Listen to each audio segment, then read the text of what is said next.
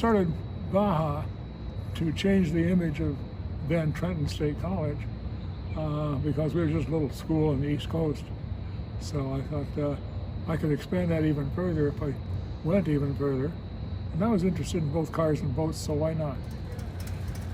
It started in 1999. I first started talking about starting a team at about 1994 when the event started.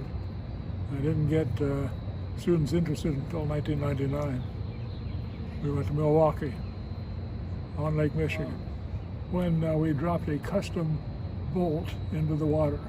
We only had one, so we held one of the team members by his feet as he went looking for it.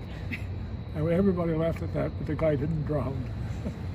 So I got involved on Solar Splash originally as a freshman. Dr. Asper, who is an advisor for this project, was a professor for one of my freshman classes, creative design, and he just asked the class if there were any underclassmen who wanted to become involved with the senior project.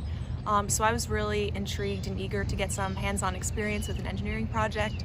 So I ended up being a volunteer my freshman year, and then I was a volunteer for my sophomore and junior years as well. They told me about this really cool project that focused on solar-powered boats, and one day I just stopped by the shop and actively got involved. More involved my sophomore year when we designed and built the hull of the boat and the hull that we're using now at competition. I think the biggest challenges this team faced this year was due to COVID. Especially the first semester, a lot of our meetings and collaboration was over Zoom, which was really hard, especially because that first semester we were in the design process of our project. So that was really difficult because we couldn't even see the boat. We were just working from home. Luckily, second semester, by the time we were manufacturing, we were able to be in the shop more frequently. But I think that was the biggest challenge we had this year, but luckily we were able to work through it.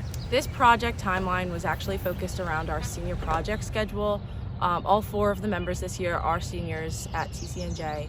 So we've been focusing on meeting all of the goals and objectives for our senior project, and then focusing on competition. Overall, the team goals this year were to reimagine and re-implement designs that were in the 2019-2020 team that didn't get to see competition. This included redesigning the telemetry system, redesigning the electrical to better improve the power transfer system and to also help include and better the weight distribution system. I think this project's really taught me a lot of manufacturing and design skills and how to design for manufacture. I think through our work in the lab and working on the machines, it's really taught me a lot of interesting setups and interesting ways to manufacture something. There's not always one way to do it, and only one way can make it right, or there can be 8 ways to do it right.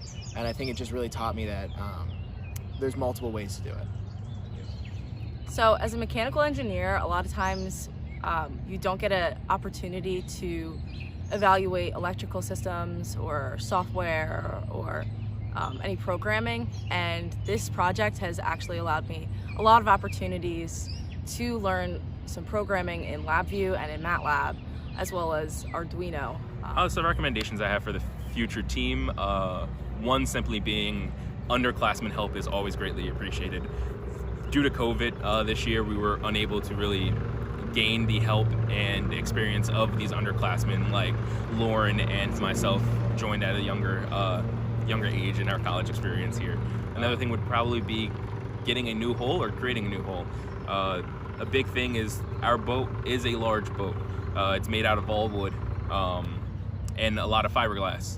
So a lighter hull would definitely benefit the team for either next year or the following year to then incorporate new systems and to achieve a greater speed and a better efficiency of both the motors and the propellers as a whole.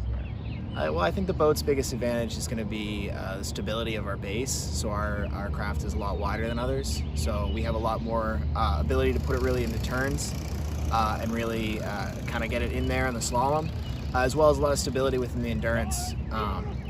We also have a lot of stability within our systems, so that we have a pretty reliable electrical system, and our steering system works phenomenally. And I think that just is going to allow us to get a really constant pace out there and hopefully finish strong. I would expect them to perform very, very well, based upon the interest and the time that they spent on this. There's no reason why they couldn't win it. I think the most valuable thing this project has taught me is how to work on a team. Our team was pretty big this year. We had our 4 members, our 3 advisors, and then we also worked with a machinist throughout the year. And we all had different perspectives and knowledge and opinions on how this project was going to go. And I think, it was really important and valuable to learn how to use everyone's strengths to create a successful project and learning how to collaborate together. There's 4 great minds within this team alone, and we all have different thoughts and different thought processes.